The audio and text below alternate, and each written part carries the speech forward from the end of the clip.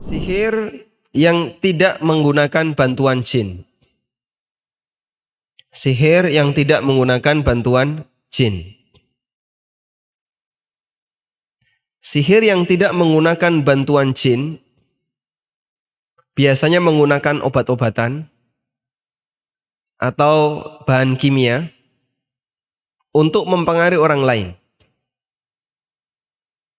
Dan di masa silam, orang yang bermain dengan bahan kimia itu dicurigai sebagai penyihir. Dulu ya. Sehingga dulu ilmu kimia yang ada di tengah kaum muslimin itu pelakunya dicurigai sebagai penyihir. Dia menggunakan obat-obatan yang cukup cepat dalam bereaksi di badan manusia, bahkan hanya dengan dihirup itu bisa. Tangannya ditaruh ya, obat itu. Lalu lewat di dekat orang, cukup dik-dik, mungkin kena mukanya, dia langsung pingsan dalam waktu cepat. Ya, obat seperti itu ahli kimia tak paham ya. Dan dulu dipraktekkan oleh sebagian orang untuk gendam atau mau ngerampok atau mau yang lainnya itu dengan cara obat-obatan tadi. Dan seperti ini memang tidak sampai pada tingkatan kekufuran, bahkan kata Syekh bin Baz, hadza ma yusamma sihran, yusamma idza'an, wa yusamma zulman, wa ashbahu dzalika la yusamma sihran. Kayak gini nggak bisa disebut sihir, tapi ganggu orang dan ini tindakan kezaliman. Sehingga pelakunya tidak sampai keluar dari Islam, tapi ini perbuatan yang apa?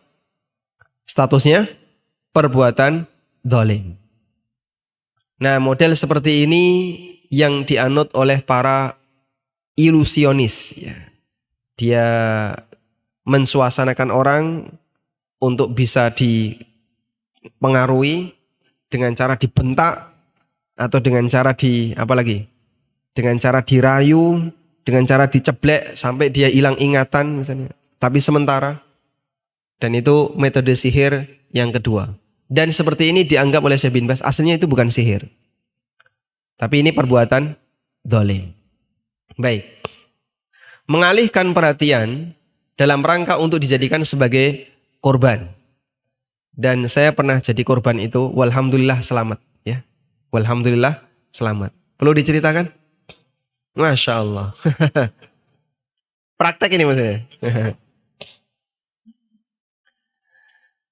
Ini sekitar tahun 2005.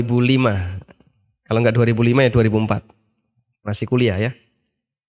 Jadi dari rumah Lamongan balik ke Jogja bawa uang untuk bayar SPP UGM.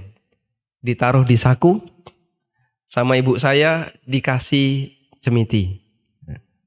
Sebenarnya saya enggak mau. Tapi sudahlah nurut saja sama orang tua, barangkali ada berkahnya. Masya Allah ya. Sehingga saku celana saya dikasih cemiti. Ya. Berdiri di bis jalur 5. Itu lewat Jalan Magelang, Pak. Nanti turunnya di perempatan Monjali. Masya Allah. Karena penuh, saya berdiri. Tiba-tiba di bawah celana saya, yang sebelah kiri, kanan kiri saya sudah ada orang di belakang. Tapi saya nggak curiga. Tiba-tiba ada orang di bawah celana saya sebelah kiri, dia narik celana saya sebelah kiri. Nah, ditarik ya. Saya noleh ke bawah kiri. Kemudian dia bawa sepuntung rokok. Dia bawa rokok.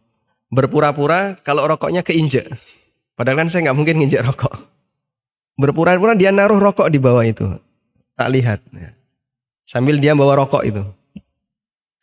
Sebelah kanan tangannya masuk. Alhamdulillah kecantol ini tadi. Kecantol, Pak. Saya tahu dia masukkan berkali. Saya baru sadar ketika celana saya gerak-gerak loh. Oh, Masya Allah. Langsung tinggal dikipatkan saja ya. Alhamdulillah selamat. Alhamdulillah. Hadza min barakati nurut wong tua. Masya Allah. Ini bagian dari keberkahan nurut sama orang tua. Jadi kadang anak disuruh A, disuruh B, nggak usah lah. Ternyata ada manfaat besar. Itu kecantol betul ya. Tangannya itu masuk kecantol. Alhamdulillah. Lalu saya ngambil posisi di depan, dekat dengan supir, uangnya saya keluarkan. Alhamdulillah selamat. Malingnya masih ada di situ, copetnya. Baik.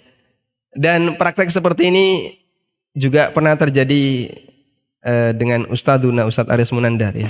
Tapi beliau pakai sistem bentak, dibentak itu sampai beliau sempat, katanya yang cerita yang saya dapatkan, sempat nggak sadar dengan kanan kirinya. Namun alhamdulillah kemudian kembali sadar ya. Dan saya juga pernah dibentak orang, tak bentak sendiri. Alhamdulillah ya. Balik normal terus bablas. Baik. Metode ilusionis seperti ini dulu pakai bahan kimia.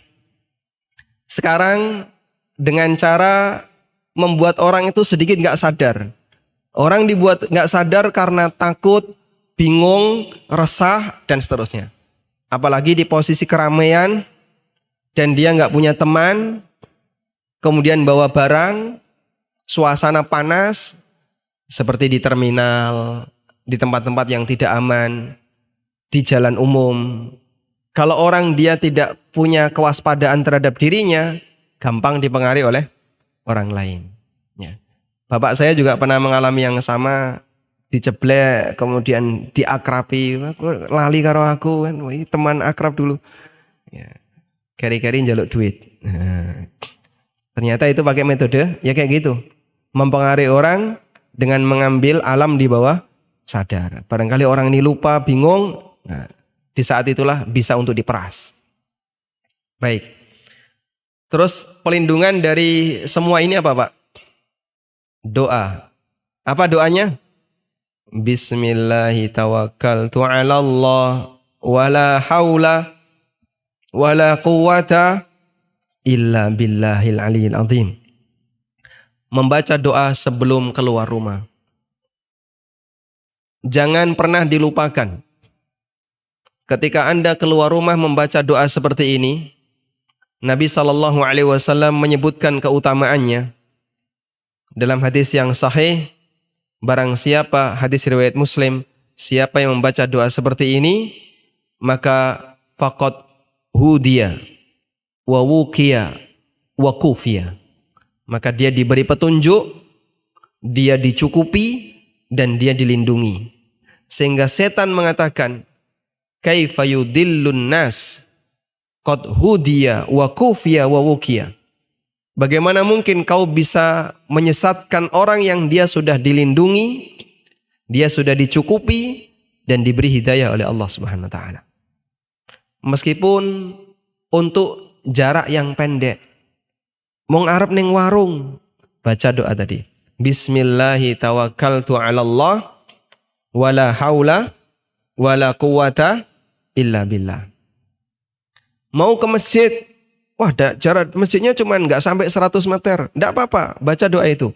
Bismillahi tawakkaltu 'ala Allah. Setiap kali kita keluar rumah, Bismillahi tawakkaltu 'ala Allah wala haula wala quwwata illa billah. Biasakan doa seperti ini setiap kali kita keluar rumah. Tayyib.